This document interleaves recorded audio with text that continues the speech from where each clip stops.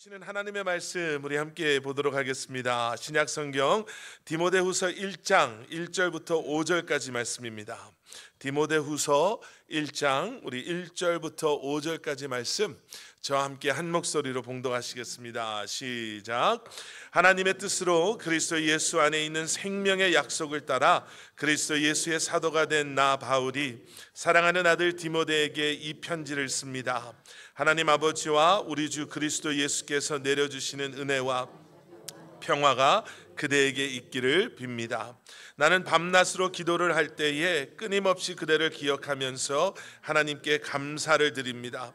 나는 조상들을 본받아 깨끗한 양심으로 하나님을 섬깁니다. 나는 그대의 눈물을 기억하면서 그대를 보기를 원합니다. 그대를 만나봄으로 나는 기쁨이 충만해지고 싶습니다.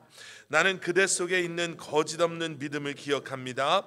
그 믿음은 먼저 그대의 외할머니 로이스와 어머니 유니게 속에 깃들여 있었는데 그것이 그대 속에도 깃들여 있음을 나는 확신합니다. 아멘. 아멘.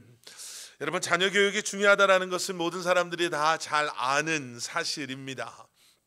그래서 미국은 조금 덜하지만 한국에서는요, 아이들 교육 때문에 이사도 다니고 학군 보면서 또 그곳에 집값이 올라가는 것을 전혀 개의치 않고 어떻게 해서든지 그 학군에 들어가서 살려고 얼마나 노력을 많이 합니까?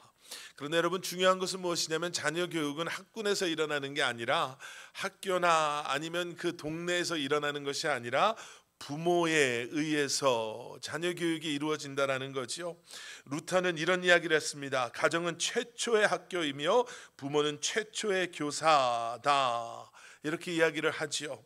아이들이 눈을 뜨고 보면 자기가 있는 곳이 가정이고 가장 먼저 만나는 사람이 부모 아니겠습니까? 그렇기 때문에 부모님이 어떠한 가치관을 가지고 어떠한 신앙을 가지고 또 어떠한 태도와 행동으로 자녀를 교육하는가, 또 자녀를 대하는가는 아이들의 그 정서나 성격이나 또 그 아이들을 만들어감에 있어서 너무나도 중요할 수밖에 없죠. 신명기 6장 4절부터 6절의 말씀을 보시면요, 하나님께서는 교육의 1차적인 책임을 교회나 학교가 아닌 부모에게 주셨습니다. 부모에게 쉬지 말고 하나님의 말씀을 가르쳐야 한다라고 명령하시지요. 한국의 크리스천 부모 학교의 저자인 유영업 목사님은요, 그 책에서 이런 말씀을 했습니다. 세상은 끊임없이 기독교인을 혼란스럽게 만들기 때문에 부모가 올바른 신앙 위에서 교육하지 않는다면 자녀가 하나님의 사람으로 자라는 것은 매우 어렵다. 그렇기 때문에 성경적인 자녀 교육이 무엇이며 세상의 교육을 어떻게 분별할 수 있는지 가르쳐 줄 수 있는 부모 교육 역시도 부모의 신앙도 중요하다라는 거예요. 여러분, 지난 몇 주 동안 제가 세상이 참 많이 달라지고 변하고 있습니다. 세상이 이렇게 반기독교적인 것들을 이제는 당연한 것처럼 이야기하고 있고, 이것이 왜 우리가 주의 깊게 관찰하고 조심해야 되는가? 하나님의 형상으로 지음받은 우리의 정체성을 흔들어 놓는 것, 하나님께서 만드신 가정이라는 제도를 흔들어 놓는 것이 왜 위험한가에 대해서 말씀을 드렸습니다. 그래서 여러분, 가끔 그런 걱정하시죠. 이 학교를 보내야 되냐 말아야 되냐, 크리스찬 사립학교를 보내야 되는 게 아니냐, 아니면 홈스쿨을 해야 되는 게 아니냐. 여러분, 사실은 여러 가지 장단점이 있을 수 있습니다. 그리고 그것이 가능하다면 물론 그것도 좋은 대안 중에 하나이지만, 여러분, 그것보다 더 중요한 것은 무엇이냐면요, 아이들이 아무리 혼란스러운 세상 속에서 공부를 하고 세상의 아이들과 친구가 돼서 살아간다 하더라도 여러분, 가정에서 흔들리지 않는 부모님의 믿음으로 이 아이들을 양육하신다면 이 아이는 세상 속에서도 분명히 믿음으로 이겨나가는 것을, 말씀이 결국에는 그들을 붙잡아주고 하나님의 도우심으로 세상 속에서 살아갈 수 있다는 것을 그 아이들이 분명히 배울 거라고 저는 확신합니다. 그래서 여러분, 우리가 멈춰서는 안 되는 거죠. 우리도 끊임없이 말씀을 공부하고 우리도 끊임없이 말씀대로 살기 위해 애쓰고, 우리가 그러한 삶의 모습을 우리 아이들에게 보여주어야 할 것입니다. 성경이 말하는 부모의 역할은 그러면 과연 무엇인가? 어떻게 해야 될까? 여러분, 일반적인 교육은요, 그 교육의 주체를 부모와 자녀에게 둡니다. 그래서 결국 일반적인 세상의 교육의 목적은 어떻게 해서든지 그 아이들이 성장하고 성공해서 세상적인 세속적인 행복을 누리게 하는 것에 초점이 맞춰져 있죠. 여러분, 이럴 때 조금 가슴이 뜨끔하실 수도 있어요. 왜냐하면 우리가 우리 아이들한테 원하는 게 그것일 수도 있거든요. 그런데 여러분, 기독교 성경적인 교육, 자녀 교육, 부모 교육에서는요, 교육의 주체를 인간에게 두지 않습니다. 하나님께 두지요. 그래서 중요한 것은 무엇이냐면 내가 성장하고 내가 성공해서 내가 행복해지는 것이 아니라 하나님의 뜻이 무엇인가라는 것에 초점이 맞춰져 있어야 되는 거예요. 그래서 우리가 기도해야 되는 거지요. 어떤 분이 지난주에 저한테 그런 질문을 하셨어요. 전화 통화하다가 목사님, 기도하는데 뭘 놓고 기도해야 될지를 모릅니다. 여러분, 기도도요, 잘하셔야 돼요. 아이들을 위해서 기도하셔야 됩니다 했을 때, 하나님, 우리 아이 성공하게 해주세요, 돈 잘 벌게 해주세요, 좋은 학교 가게 해주세요. 이런 기도가 먼저 나가는 것이 아니라, 그 기도가 아니라, 하나님, 우리 아이를 향한 하나님의 뜻이 무엇인지 나로 하여금 알게 하셔서 나로 하여금 그 기도하게 하여 주시옵소서. 우리 아이들이 세상 공부를 하는데 성공하고 돈 잘 벌려고 세상 공부 잘하는 게 아니라 그 아이에게 하나님께서 주신 달란트가 무엇이고 소명이 무엇이고 비전이 무엇인가를 발견하게 하셔서 그로 하여금 하나님의 뜻에 합당한 삶을 살게 하여 주시옵소서. 그리고 그게 성공이라는 것을 내가 받아들일 수 있는 믿음의 성숙함도 믿음도 내게 허락하여 주시옵소서. 여러분, 이런 기도하실 수 있는 부모님이 되실 수 있기를 축원합니다. 오늘 본문 말씀에는요, 사도 바울이 등장을 해요. 사도 바울은 여러분들께서 잘 아시는 것처럼 참 하나님의 부르심을 받은 후에 그의 인생이 완전히 바뀌어 버리잖아요. 하나님의 부르심에 순종하고 나갔더니 그의 인생이 아주 편안해진 게 아니라 하나님이 주신 그 선교 사명, 복음의 사명, 특별히 이방인들을 향한 하나님의 복음 사역을 감당하다가 그가 너무나 많은 핍박을 받아요. 그런데 그렇게 핍박을 받다가 마지막에 로마 감옥에 2번 이제 수감이 되는데, 이 디모데후서, 오늘 본문 말씀이 있는 디모데후서의 말씀은 이 로마 감옥에 2번째로 갇혔을 때 사도 바울이 이제는 느끼는 거예요. 이제 점점 나의 이 땅에서의 삶이 사역에 이제 마무리가 되어져 가는구나 라는 것을 예감하고 믿음의 아들로 생각했던 디모데에게 쓴 바울의 편지이자 유서와 같은 그러한 편지가 디모데후서의 말씀입니다. 디모데는요, 사도 바울에게 사실은 정말 사도 바울이 어쩌면 가장 신뢰했던 믿음의 동역자였고, 오늘 본문 2절에도 보시면 사랑하는 아들 디모데라고 부르잖아요. 사도 바울이 결혼도 안 했는데, 자식도 없었는데, 그러니까 아들, 내가 사랑하는 아들이라고 부를 만큼 그에게는 너무나도 귀하고 소중한 그의 아들과 같은 사람이 디모데였어요. 오늘 본문에서요, 이렇게 아들처럼 여겼던 디모데에게 이 편지를 쓰면서 이 앞부분의 인사와 함께 그의 들어가는 그러한 이 라이팅 속에 우리는 부모된 우리가 품어야 할, 기억해야 할 그러한 부모된 모습 3가지를 우리가 보게 됩니다. 첫 번째는 무엇이냐면 끊임없이 기도하는 거예요. 끊임없이 기도하는 것. 오늘 본문 3절에 사도 바울이 이렇게 말하죠. 나는 밤낮으로 기도를 할 때에 끊임없이 그대를 기억하면서 하나님께 감사를 드립니다. 사도 바울이 매일 기도를 했을 거 아니에요? 그런데 매일 기도하는데 그가 빠지지 않고 끊임없이 기도했던 기도의 제목이 있었는데 그게 뭐냐면 디모데를 위한 기도였다는 거예요. 그런데 계속해서 이 본문 말씀을 읽으시다 보면 5절에 보면 사도 바울뿐만 아니라 디모데는요, 어머니 유니게 그리고 외할머니 로이스의 그러한 말씀과 기도의 양육을 통해서 그가 성숙 믿음의 사람으로 세워져 갔다라는 것을 보게 되죠. 여러분, 디모데라는 사람이요, 그리스도인들을 그렇게 핍박했던 그 시대에, 또 교회 안에는 거짓 선지자들이 판을 쳤던 그렇게 복잡하고 혼란스러운 그때에 에베소 교회에 존경받는 훌륭한 지도자가 될 수 있었던 이유에는 디모데의 어머니 유니게와 그의 외할머니 로이스와 또 그를 아들처럼 여겼던 사도 바울의 끊임없는 기도가 있었기 때문이다 라는 것을 저희가 보게 되죠.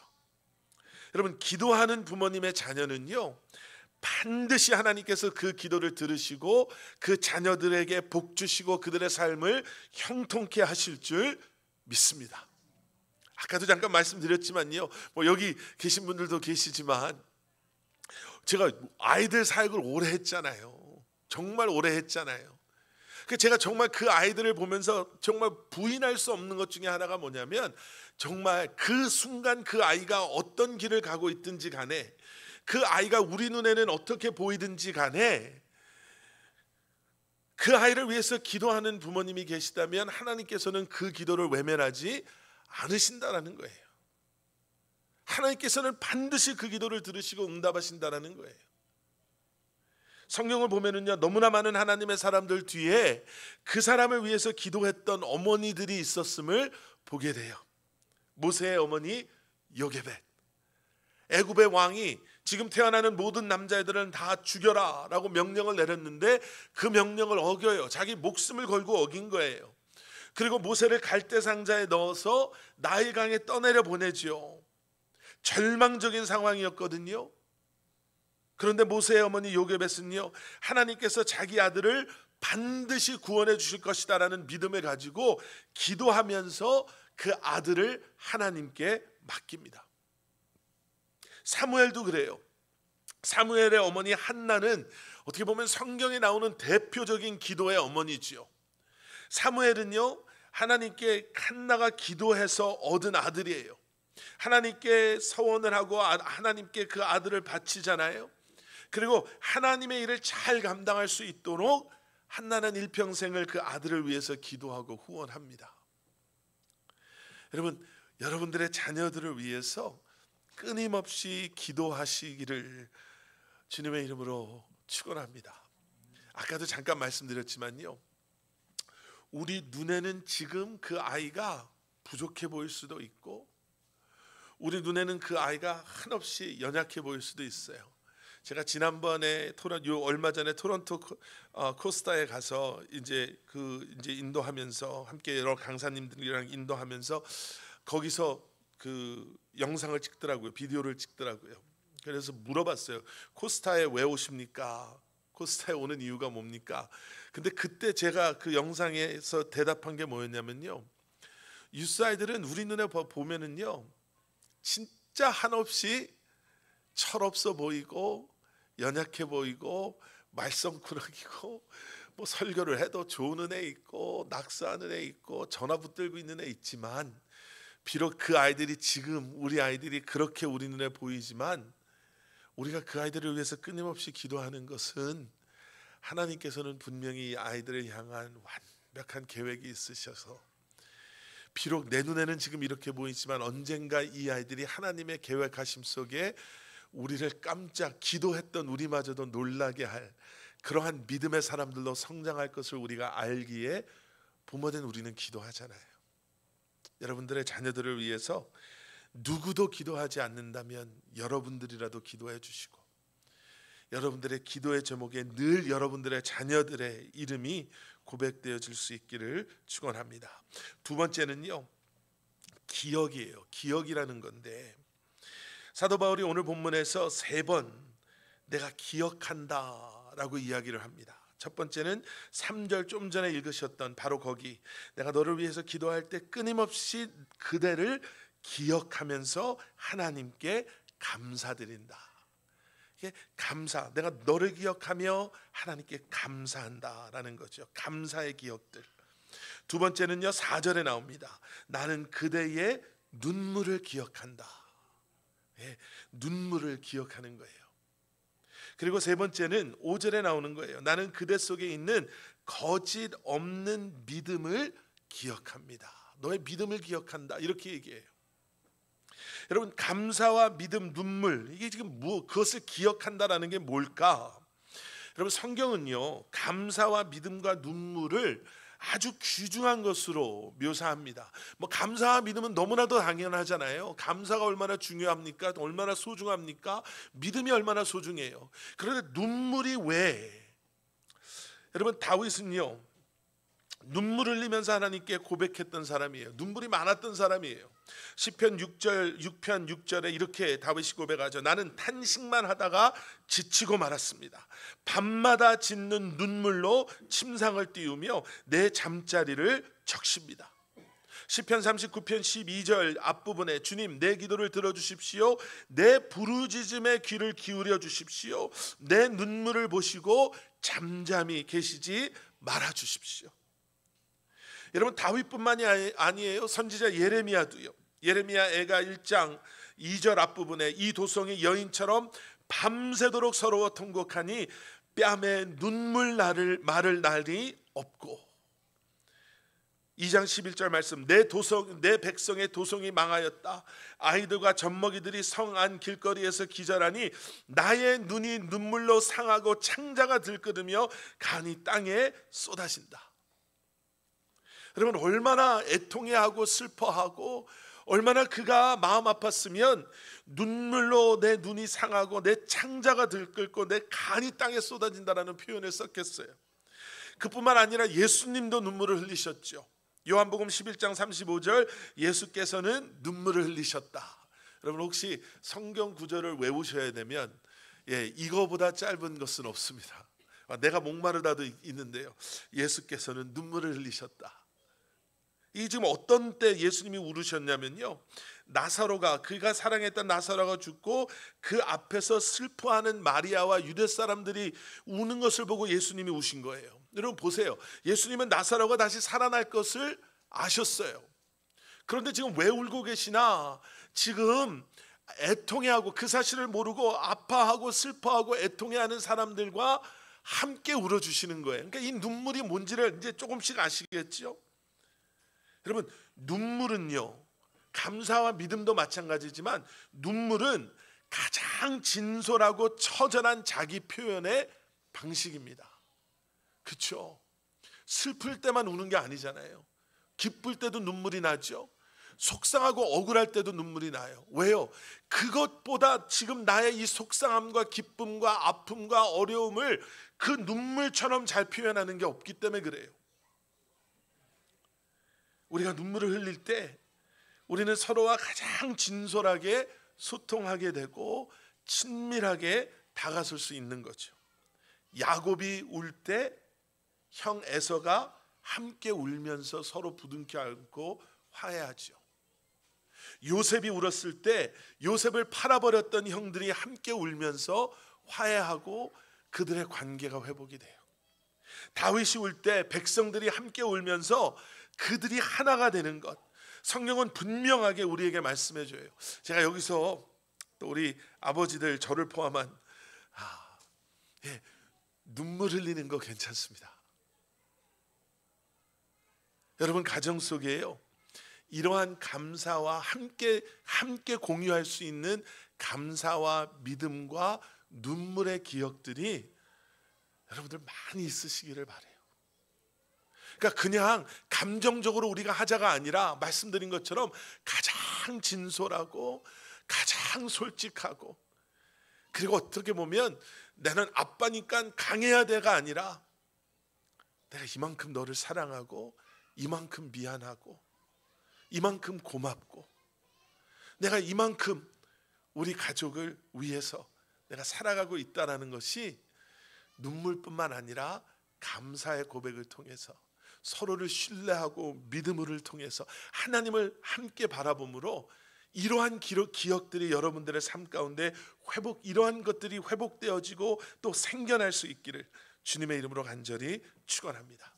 마지막 세 번째는요, 기쁨의 회복이에요. 기쁨의 회복. 근데 사도 바울은 뭐라고 이야기를 하냐면요, 4절 뒷부분에 그대를 만나봄으로 나는 기쁨이 충만해지고 싶습니다.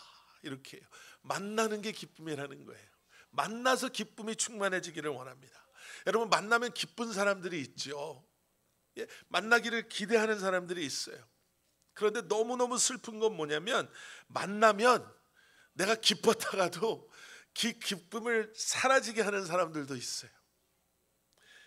더 슬픈 건 뭐냐면, 가장 기뻐야 할 사람들과의 만남이 우리의 연약함이나 우리의 잘못이나 우리의 죄로 말미암아, 아니면 오해나 아니면 우리의 어떠한 교만함이나 이런 것 때문에 틀어지기 시작해서 가장 기뻐해야 할 사람들, 우리 자녀들, 가족들과의 만남이 그냥 밍숭맹숭한 거예요.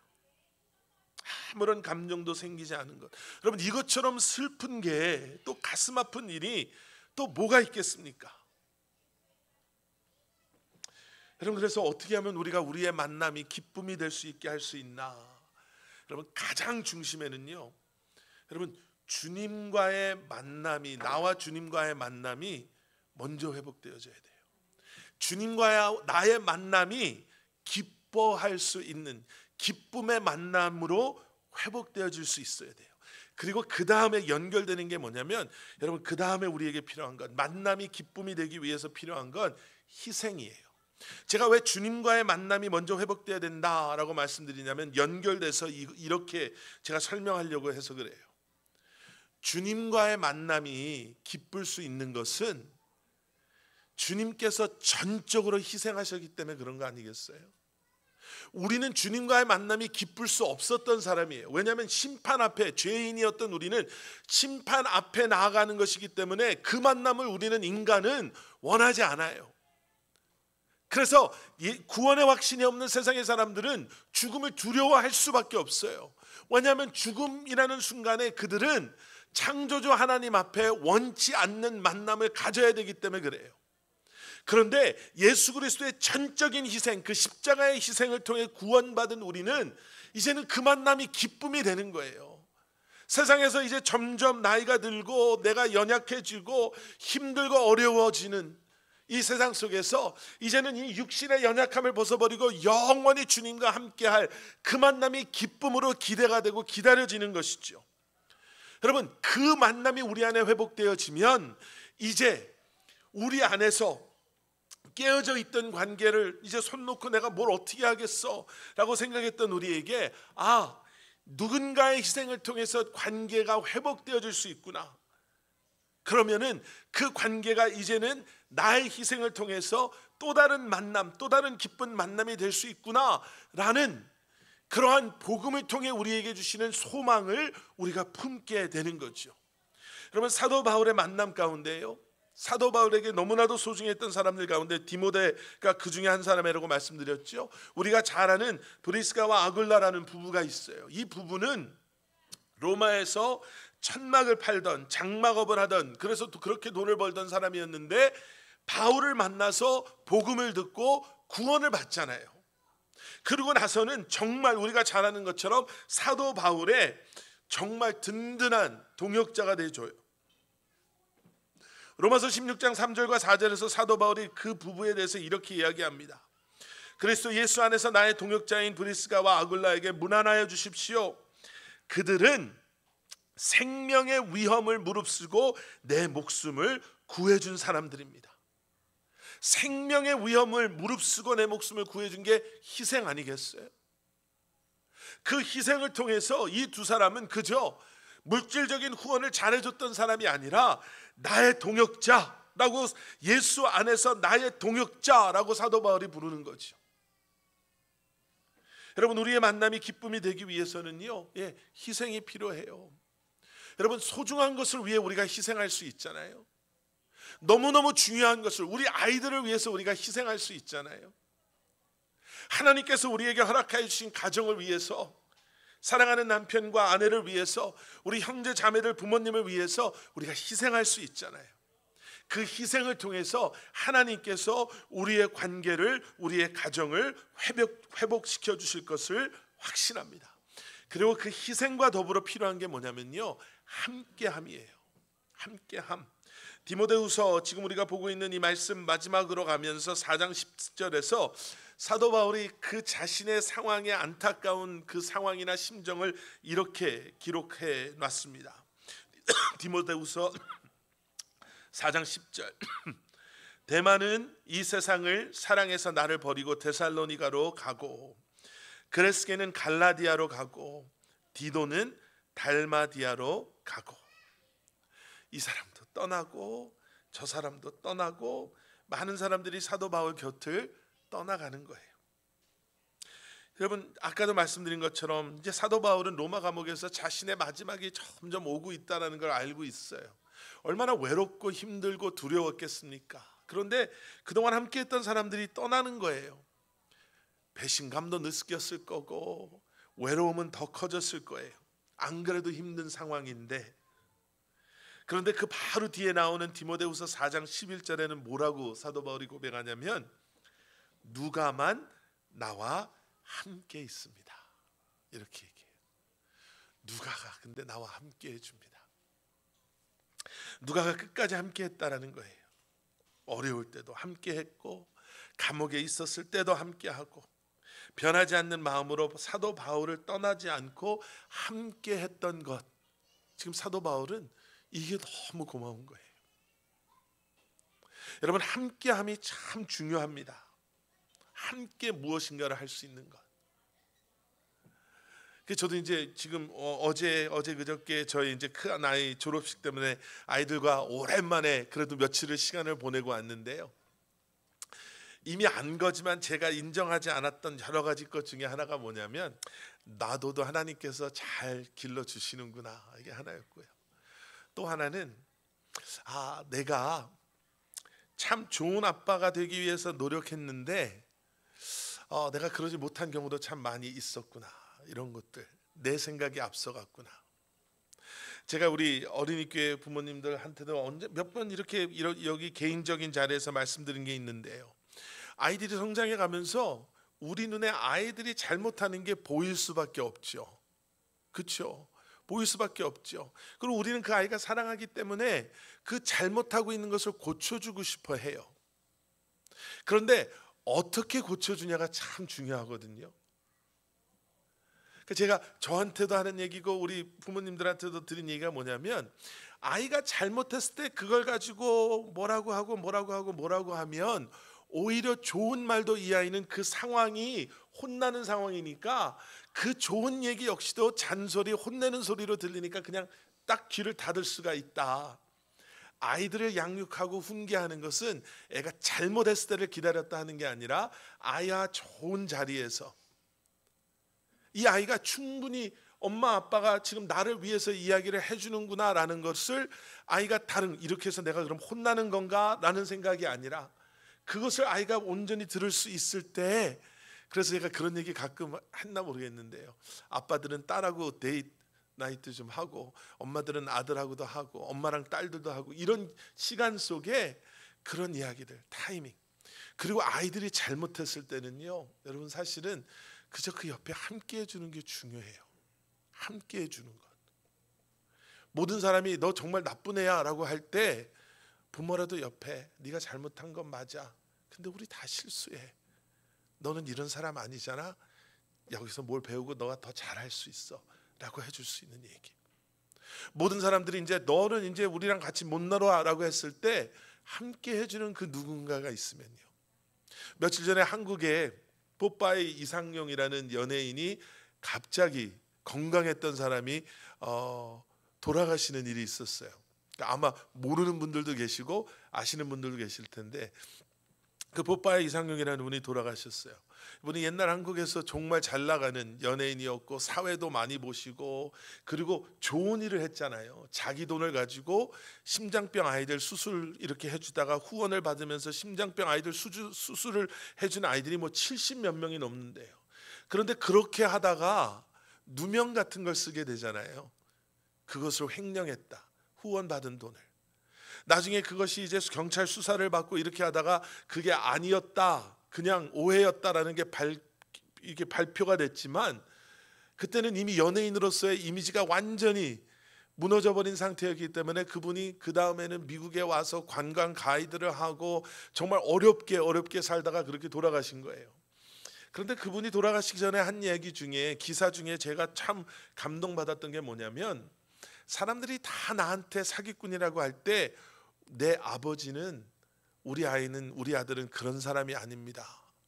그리고 그 판결이 나왔을 때 그 판결, 무죄, 이거는 잘못된 것이다라는 걸 복사를 해서 대전역 앞에서 지나가는 사람에게, 내가 이상용 아빠인데 이거 보시라고, 우리 아들이 그런 사람이 아니었다라고 그걸 나눠주시다가 돌아가셨다라는 거예요. 그 옆에 함께 해주는 것, 모든 사람이 다 떠나가 버릴 때 끝까지 함께 해주는 것.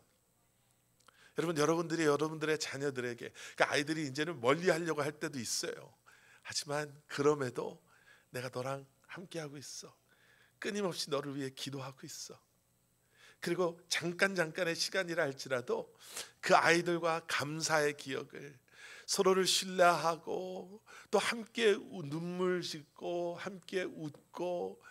여러분, 사진들을 보면서요, 저도 이렇게 사진들을 보면서, 야, 너무너무 사진 예쁘게 찍었네, 야, 이런데도 이 가정은 갔다 왔네, 이렇게 성탄절을 이렇게도 보내시네, 아이들과 저 때는 무슨 생각을 하고 저 때는 어떤 때였을까, 뭐 이런 것들 보면서요, 이런 스토리들이, 그런 사진들이 여러분들 가정 속에, 여러분들 자녀들의 기억 속에, 그래서 그 기억을 가지고 그들이 가정을 이루고 그들이 성장했을 때도, 우리 엄마는 내가 아팠을 때 내 옆에서 약만 준 게 아니라 내 손잡고 기도해 줬었지. 우리 엄마는 내가 어렸을 때 그 감기약 하나 먹이면서도 같이 기도하자, 약만 먹인 게 아니라 기도하면서 약 먹여주셨지. 나도 우리 아이한테 그렇게 해줘야 되겠다. 우리 엄마 아빠는 휴가를 가도 주일이 되면 그곳에서 교회를 찾아서 우리랑 같이 교회 가서 예배 드렸지. 우리 아이들도, 우리도 휴가 가면 그 근처에 어떤 교회가 있는지, 우리 아빠는 우리 엄마를 이렇게 대해줬지. 나도 우리 아빠 같은 남자 만나서 결혼해야지. 우리 엄마는 우리 아빠를 이렇게 섬겨주셨지. 나도 저런 아내 만나서 결혼해야지. 성탄절이 되면 우리는 함께 기도하고 함께 예수님의 탄생을 셀러브레이트 했지. 12월 31일 저녁이 되면 우리는 교회 가서 예배드리고, 저희 가족의 트래디션이 있거든요. 이번에 제가 한번 원하시는 분들은 조인하셔도 되는데, 저희 가족은 송구영신 예배가 끝나면 선라이즈 길로 쭉 내려가다 보면 플라밍고 만나기 전에 데니스가 있어요. 거기 가서 밥을 먹고 집에 가요. 다 이유가 있어요. 다 이렇게 되는 이유가. 그런데 저희 아들이 그 얘기를 하더라고요. 지난번에 못 왔을 때, 아빠 송구영신 예배를 미스했어요 이래야 되는데, 데니스 그걸 우리가 못 먹었네요, 이 얘기를 해요. 근데 한편으로는 이 아이들 속에 이런 기억들이 생겨나는구나. 토요일 저녁은 우리가 피자 먹는 날, 주일은 우리가 아침에 일찍 같이 가서 아침 먹고 교회 가서 예배 드리는 날. 여러분, 여러분들의 삶 가운데 가정에, 여러분, 제가 오늘 일부 예배 때도 그런 말씀 드렸는데요, 여러분, 모든 가정은 완벽하지 못해요. 다 화목해 보이지만 그렇지 않아요. 저도 지금 좋은 얘기만 하니까 그렇죠. 그렇지 않아요. 그러니까 문제가 있다고 해서 우리는 아니야, 이게 아니에요. 왜냐하면 우리 가정은 완벽하지 않아요보다 더 중요한 메시지는 뭐냐면, 예수님께서 회복시키시지 못할 가정은 하나도 없어요. 회복 불가능한 가정은 없어요. 주님을 우리가 주님이라고 고백하면 회복이 안 될 관계도 없고요, 회복이 안 돼, 시간이 걸릴 수 있어요. 하루아침에 될 수도 있고요. 하지만 분명히 예수 그리스도가 머리가 되는 가정, 예수 그리스도가 중심이 되고 주님을 주님이라고 고백하는 가정은 반드시 하나님께서 회복시키실 것을 믿습니다. 여러분들의 가정이 그러한 은혜를 경험하실 수 있기를, 아니요, 경험하실 수 있어요. 우리가 희생하고, 우리가 함께 기뻐하고, 우리가 함께 눈물 흘리고 감사하고 기다려주고 격려하고 좀 참고 우리가 사랑하면 하나님께서 분명히 우리를 회복시켜 주실 줄 확신합니다. 함께 기도하시겠습니다. 사랑의 아버지 하나님, 주님 감사합니다. 사랑하는 우리 어머니, 우리 아버지들을 통해서 우리에게 하나님의 사랑을 경험하게 하시는 주님, 하나님께서 허락하시는 이 가정을 통해서 우리로 하여금 하나님의 나라를 맛보게 하시고 또 주님을 바라보며 주님의 계획 가운데 우리 가정을 세워가시는 아버지 하나님, 다시 한번 주님의 이름을 부르며 기도합니다. 하나님, 우리를 긍휼히 여기시고 우리의 기도를 들으시고 응답하여 주시옵소서. 우리의 가정이 살아나게 하시고 우리의 자녀들이 살아나게 하시고 우리의 관계가 살아나게 하셔서 정말 하나님의 기쁨이 되는 그러한 가정, 그러한 부모, 그러한 사랑하는 우리 자녀들 되게 하여 주시옵소서. 예수 그리스도 이름 받들어 간절히 기도드렸사옵나이다. 아멘, 아멘. 우리 시간 다 자리에 일어나셔서 우리 마지막으로 불렀던 찬양 우리 함께 고백하시고 우리 오늘 예배 마치도록 하겠습니다.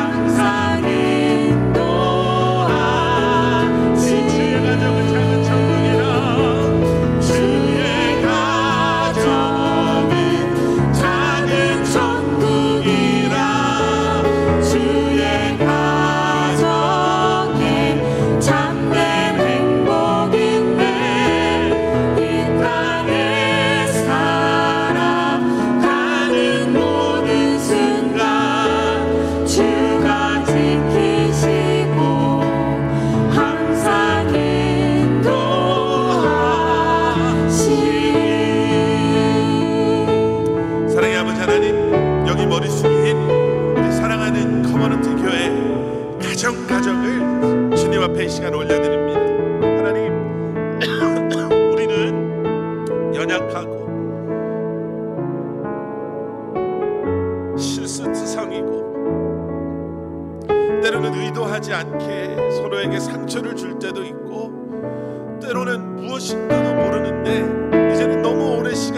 만나서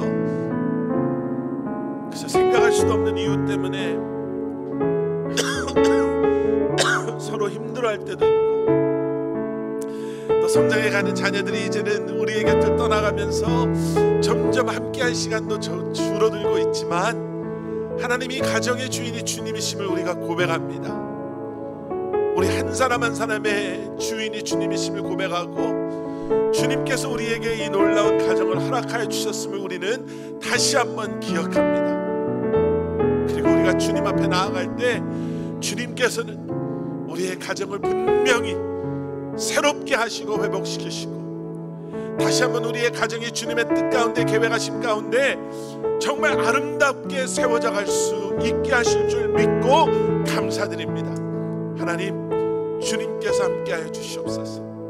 주님께서 만져주시옵소서. 주님께서 회복시켜 주시고 우리를 새롭게 하시고 사랑하는 우리 자녀들을 지키시고 보호하여 주셔서 정말 우리가 이 찬양을 통해 고백한 것처럼 하나님의 나라를 맛보는 가정이 되게 하여 주시고, 하나님의 영광을 드러내는 가정이 되게 하여 주시고, 고난이 올 때 함께 기도하는 가정이 되게 하여 주시고, 하나님의 뜻 가운데 서로 사랑하며 믿음으로 세워져 나아가는 그러한 가정이 되게 하여 주시옵소서.